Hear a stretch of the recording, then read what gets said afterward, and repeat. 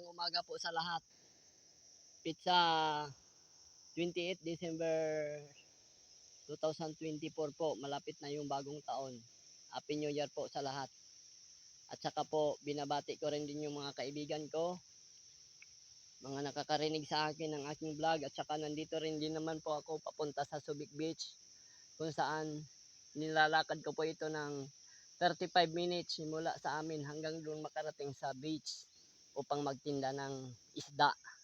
At saka medyo masukal pa rin yung daan, hindi pa nasa sa ayos. At saka po, good morning muli sa inyong lahat. At saka po, sa paglalakad ko ay naway lagi akong gabayan ng Panginoon na ligtas ang aking paglalakad dito. Pero wala naman problema dito sa amin sa paglalakad kasi mababait naman yung mga tao dito. Tsaka po, ito pala yung tinda ko na naman uli sa beach. Ito, ang sarap nito. Ang sarap, oh. Masarap. Isdang labahita.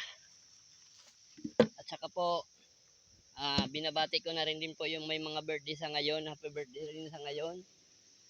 At saka yung po mga may magbe-birthday naman muli, antay-antay tayo, darating po tayo dyan sa pagbe-birthday muli. Saka po, kumusta po kayo lahat? At saka po, huwag tayo malimot sa buong may kapal kasi yun ang number 1 na ating buhay sa pang-araw-araw na ating hinaharap ng mga pagsubok man or anuman sa buhay.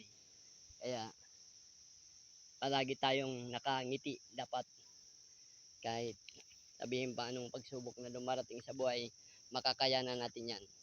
Kaya, sige po, good morning sa lahat. At saka po, welcome kayo. At saka, welcome kayo sa aking vlog. At saka po, good morning din uli, inuulit ko. God bless you all.